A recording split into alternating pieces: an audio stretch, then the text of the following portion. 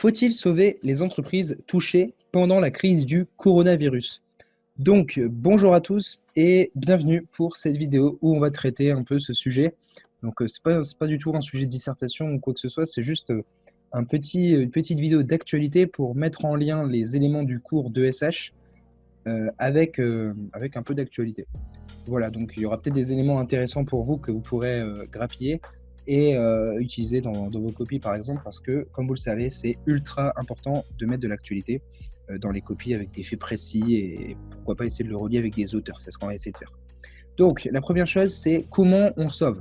Bon, c'est un peu une genre de définition des termes. Ça veut dire quoi sauver vraiment les entreprises, l'économie, etc. Bon, en gros, je vais vous dire en gros les trois mesures qui ont été prises, précises, parce que je pense que c'est important de mettre des mesures précises dans une copie. Donc déjà, la mise en place du chômage partiel, qui est une forme de chômage technique, en gros. Donc, quel est le principe? En gros, l'entreprise va tout simplement euh, mettre en chômage partiel des employés qui ne sont plus utiles parce que, évidemment, il y a une baisse de l'activité. Donc, ce qui fait que ces personnes-là vont donc être au chômage chez elles et l'entreprise va avancer leur salaire que l'État va payer ensuite. Donc, ce qui fait que l'État, en fait, va avoir une dépense énorme. Alors, je n'ai pas le chiffre du nombre de personnes en chômage partiel et combien ça représente en salaire, mais ce sont des dépenses monumentales. Donc là, pour le coup, c'est vraiment des dépenses qui, par exemple, parce que souvent, on compare en pourcentage de PIB, mais souvent, c'est à l'année. Donc, imaginez, là, c'est sur 2 mois. Donc, il faut vraiment bien se rendre compte que, imaginez si c'était ça pendant un an. Ce serait énorme. Donc là, voilà.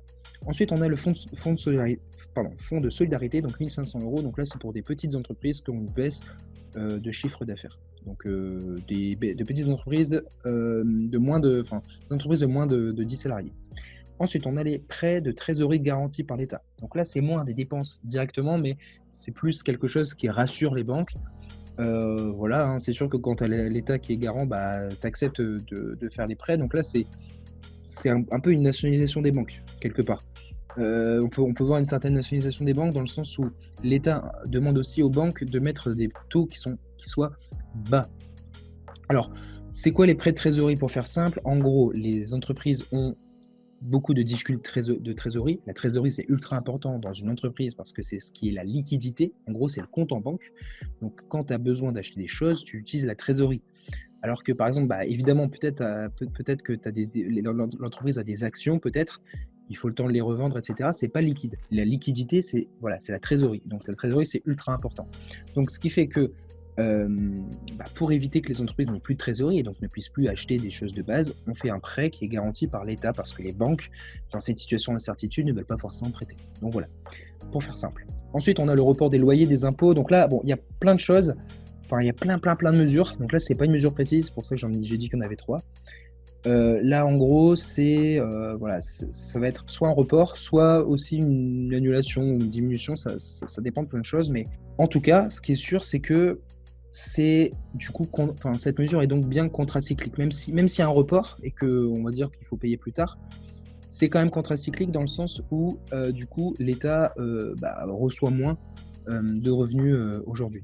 Mais on percevra peut-être plus demain, mais du coup ce qui est contracyclique. Alors ensuite on peut voir vite fait un peu les conséquences, enfin vite fait, voilà, d'un sauvetage ou d'un laisser-faire.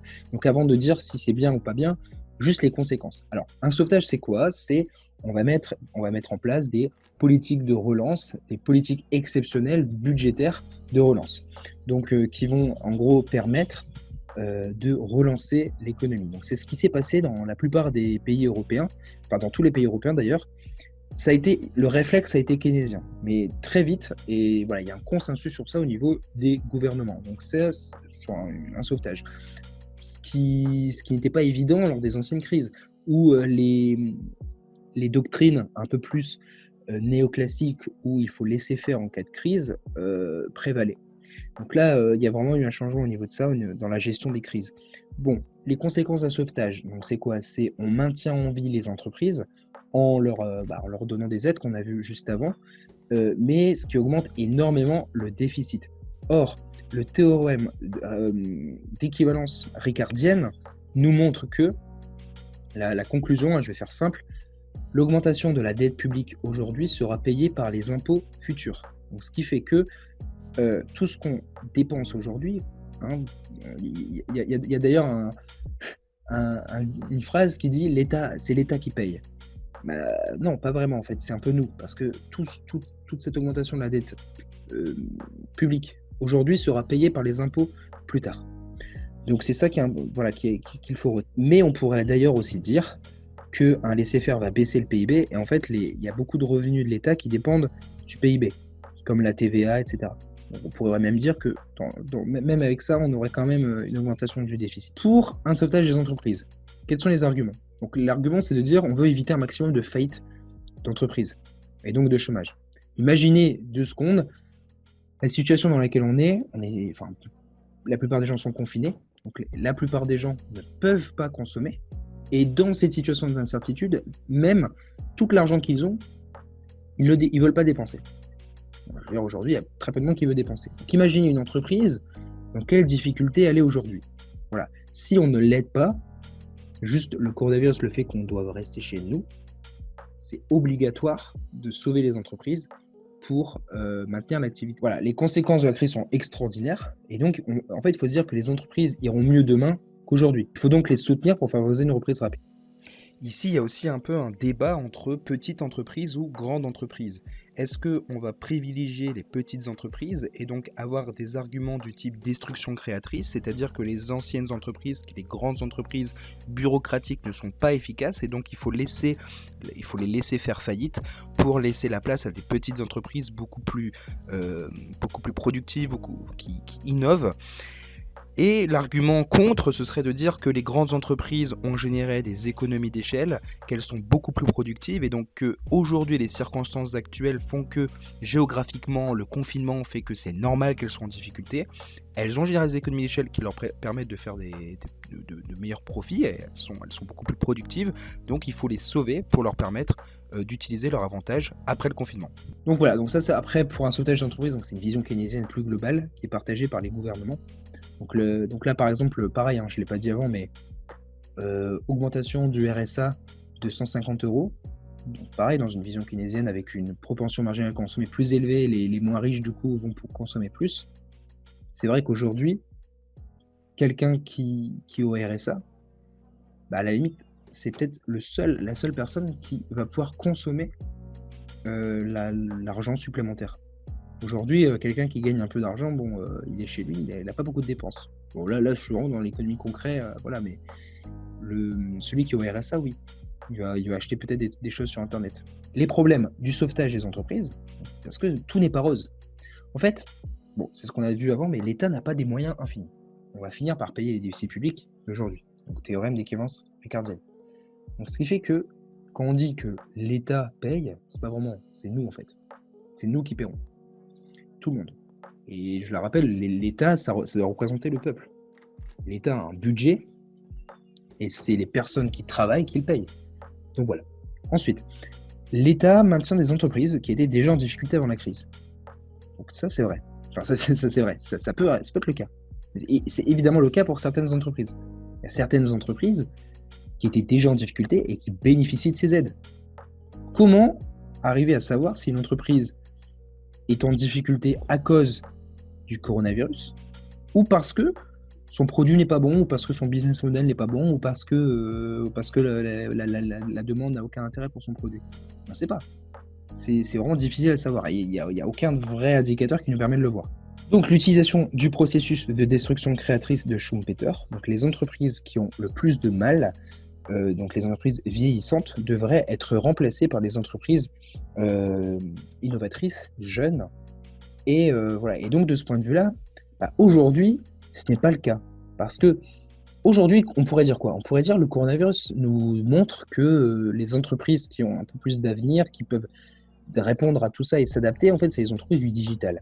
Donc aujourd'hui, les entreprises du digital, j'avais fait un post sur leur Instagram de Réussir sa prépa, c'était sur Zoom, une entreprise qui a particulièrement bien réussi pendant le coronavirus, et même sur les GAFA en général, et qui ont pris des grosses valorisations, Netflix, etc. Et si on utilise le processus de destruction créatrice, ce sont des entreprises qui, elles, réussissent bien et devraient en fait devenir nos grandes entreprises en France. Bon, ça, après, le débat, est-ce que c'est en France ou pas, voilà, mais L'idée, voilà, c'est ça. Mais aujourd'hui, on va maintenir en fait des entreprises vieillissantes. Et donc, en fait, ça renvoie au concept d'entreprise zombie, qui est en gros qu'il y a des entreprises qui ne vivent que grâce aux subventions, aux prêts, etc. et qui en fait mériteraient potentiellement de faire faillite. Donc en fait, tout ça, ça révèle le fait que il faudrait éviter le sauvetage des entreprises pour que les entreprises les moins productives puissent faire faillite. Une question qu'on peut se poser, c'est oui, alors c'est vrai qu'il y a des entreprises qui sont plus productives que d'autres, mais quel est l'intérêt de voilà qu'il y ait des entreprises qui fassent faillite? Parce qu'on peut se dire, bah, s'il y a plein d'entreprises, enfin si toutes les entreprises survivent, tant mieux. Bah alors, on pourrait utiliser deux arguments. Le premier, c'est de dire que comme il va falloir payer pour les entreprises qu'on sauve, bah, les entreprises qui normalement, enfin qui n'ont pas été sauvées, qui réussissent bien aujourd'hui, vont devoir payer, comme tout le monde, par leurs impôts futurs, bah, les aides qu'on a données aux entreprises qui ont été sauvées et qui n'auraient pas dû être sauvées aujourd'hui. C'est l'utilisation du théorème Ricardo-Barreau.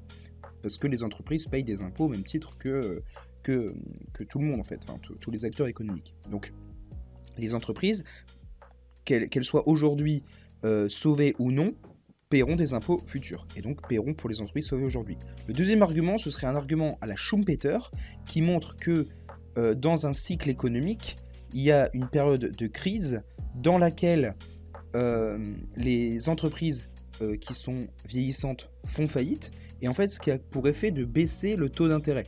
En effet, on peut l'analyser de différentes manières, mais l'un des effets, c'est que le taux d'intérêt dépend de l'offre de capital et la demande de capital. Et donc le taux d'intérêt, c'est le prix d'équilibre sur ce marché.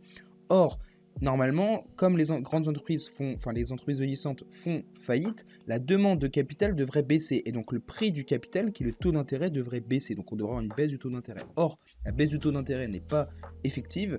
Et donc, ce qui a pour effet qu'il y a un taux d'intérêt pour l'ensemble des entreprises trop élevé. Or, on sait que un taux d'intérêt plus faible peut permettre aux entreprises de s'endetter plus facilement, d'avoir un retour sur investissement plus élevé et pas un retour sur investissement, un effet de levier plus facilement, et donc ce qui a pour effet d'être néfaste pour l'ensemble de l'économie. Donc voilà.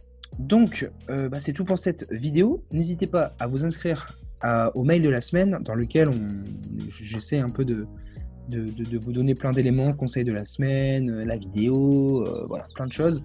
Vous vous inscrivez, vous mettez votre mail, c'est tous les lundis à midi. Et voilà, on se retrouve pour une prochaine vidéo. N'hésitez pas à mettre un pouce bleu, à vous abonner. Et c'est tout pour cette vidéo.